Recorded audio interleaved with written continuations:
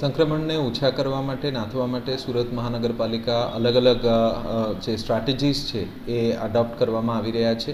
પહેલાં ટેસ્ટિંગનું કામગીરી જે પહેલાં લગભગ 4000 ટેસ્ટ શરૂઆતમાં કરતા હતા એ અત્યારે વધીને 22000થી વધારે દરરોજ ટેસ્ટિંગ થાય છે. એના સાથે સાથે કોન્ટેક્ટ ટ્રેસિંગ અને સર્વેલન્સનું કામગીરી ખૂબ સઘન કરી દેવામાં આવેલા છે. સર્વેલન્સ ટીમ જે છે પહેલાં જે લગભગ 300 જેટલા ટીમ હતા એ 1200 જેટલા ટીમ સર્વેલન્સ ઘેરે ઘેરે ફરીને ડોર ટુ ડોર સર્વે કરીને ક્યાં કેસ છે એને તપાસ કરીને ટેસ્ટિંગનું કામગીરી કરવામાં આવી રહ્યા છે.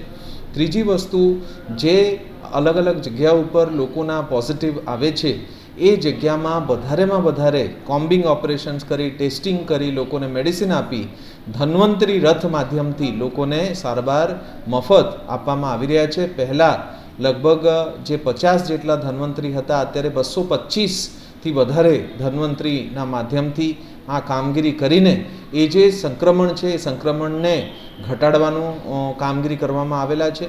જેટલા લોકો પોઝિટિવ થઈ જાય છે એ પોઝિટિવ થયા પછી એ લોકોને ઘેરે સારવાર આપવા માટે જે પહેલાં 25 જેટલા સંજીવની રથથી લોકોને સારવાર આપવામાં આવતા હતા એ સંજીવની રથ અત્યારે વધારીને 130થી વધારે સંજીવની રથ શહેરના અલગ અલગ જગ્યાઓમાં જઈને લોકોનું સારવાર મફત સારવાર મેડિસિનના માધ્યમથી ડૉક્ટરના માધ્યમથી કરવામાં આવી રહ્યા છે.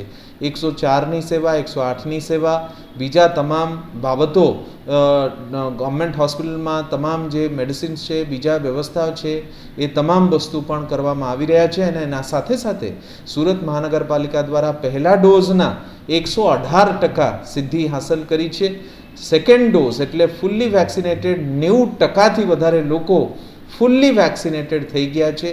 આપણા જે 15થી 18 વર્ષના વચ્ચે જે બાળકો વિદ્યાર્થીઓ છે લગભગ 95%થી વધારે એ લોકોના પણ વેક્સિનેશન થયેલું છે. એના સાથે સાથે જે પ્રિકોશનરી ડોઝ છે ફ્રન્ટલાઇન વર્કર માટે અને હેલ્થ વર્કર માટે એને પણ સઘન રીતે કરીને તમામ લોકોને આવરી લેવા માટે અત્યારે કાર્યવાહી ગતિમાં છે. એટલે સંપૂર્ણપણે સુરત મહાનગરપાલિકા જે છે એ કોવિડના આ ત્રીજા વેવના સંક્રમણને નાથવા માટે સંપૂર્ણ પ્રયાસ કરી રહ્યા છે. લોકોને એટલું અપીલ કરવા માંગુ છું કે આગામી 10 દિવસ આપણા માટે ખૂબ જ અગત્યના છે.